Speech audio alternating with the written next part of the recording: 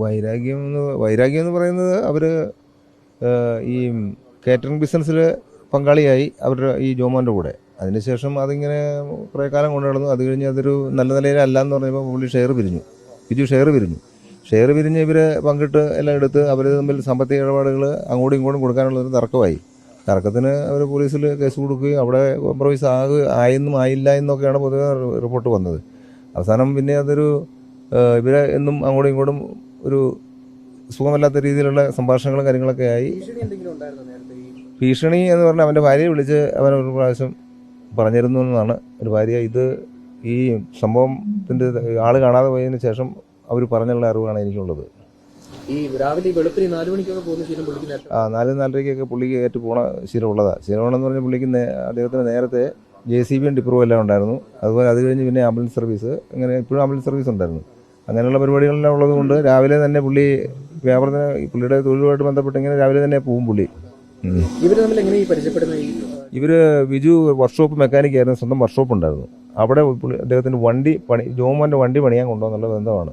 ആ പരിചയം അങ്ങനെ കൂടി വന്ന് ബിജുവിന് കാലക്രമേണ പുള്ളി ഷുഗർ പേഷ്യൻ്റ് ആയിരുന്നു. ഷുഗർ പേഷ്യൻ്റായിട്ട് കാല് ഇന്ന് നടക്കാൻ പറ്റാത്ത അവസ്ഥയും കാലെ മുറിവുകളും അതുപോലെ ഈ അസ്ഥി പൊടിയുന്ന അസുഖമൊക്കെ ഉണ്ട്. അതുമായിട്ട് ബന്ധപ്പെട്ട് പുള്ളി ഈ സൈറ്റുകളിൽ പോകാൻ പറ്റാതെ വന്നു കഴിഞ്ഞപ്പോഴാണ് ഈ ജോമോൻ്റെ കൂടെ ഈ ബിസിനസ്സിൽ ഏർപ്പെട്ടത്. 2000 കോവിഡിനൊക്കെ മുമ്പ് തുടങ്ങിയതാണ്. കുറേ നാളായി തുടങ്ങിയിട്ട്. പോലീസിൽ അവർ പെരുമ 30 ഏതൊരു സ്റ്റേഷനിൽ ഒരു കേസ് ഉണ്ടായിരുന്നു. അവർ വണ്ടിപ്പെരിയാറിലൊരു അവർക്കൊരു ബ്രാഞ്ച് ഉണ്ടായിരുന്നു. അവിടെ കിടന്ന് അവിടെ ആംബുലൻസും ഒക്കെ ഉണ്ടായിരുന്നു. അതുമായിട്ട് ബന്ധപ്പെട്ട് അവിടെ എങ്ങാണ്ട് കേസ് കൊടുക്കുകയോ ഒക്കെ ചെയ്തിട്ടുണ്ടെന്നുള്ള അറിയുന്നത്. സംസ്കാരം നാളെ ഉച്ച കഴിഞ്ഞ് 2 മണിക്ക്. ഇതിൻ്റെ ഭാര്യയും 3 പിള്ളേരും. മൂത്ത കുട്ടി നേഴ്സിങ്ങിന് ബാംഗ്ലൂർ പഠിക്കുന്നു. രണ്ടാമത്തെ കുട്ടി +1 പഠിക്കുന്നു. മൂന്നാമത്തെ കൊച്ച് 6ാം ക്ലാസ് പഠിക്കുന്നു.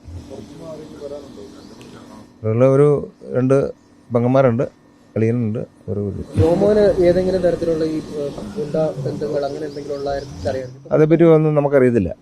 എനിക്കറിയില്ല അങ്ങനെയുള്ള കാര്യങ്ങളൊന്നും. ഇതിന് ശേഷം ഉണ്ടായിട്ടുള്ള കാര്യങ്ങൾ മാത്രമേ ഉള്ളൂ നമുക്കറിയത്തുള്ളൂ. ജോമോനാണ് ജോമോനുമായിട്ട് ഇങ്ങനെ അഭിപ്രായ വ്യത്യാസം ഉണ്ടായത് നമ്മൾ പരാതി കൊടുത്തപ്പോൾ പോലീസ് സ്റ്റേഷൻ പറഞ്ഞിരുന്നു.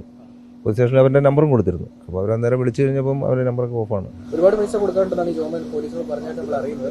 പൈസ കൊടുക്കാനുള്ള ഈ 60 ലക്ഷം രൂപ കൊടുക്കാനുള്ള അങ്ങനെ ഒരു സംഭവം ഇല്ലെന്നുള്ളതാണ് ഞങ്ങൾ മനസ്സിലാക്കിയത്. അത്രയും വലിയ എമൗണ്ട് ഒന്നുമില്ല. ഇനി അവരിതിന് ചെറിയ എന്തെങ്കിലുമൊക്കെ അത്രയും വലിയ എമൗണ്ടിനൊന്നും അല്ല പരാതി കൊടുത്തതെന്നും പറഞ്ഞു. അപ്പോൾ ഇതൊക്കെ ഒരു ആളുകൾ പറയുന്ന ഒരു സംഭവം മാത്രമേ ഉള്ളൂ. അത്രയും വലിയ എമൗണ്ട്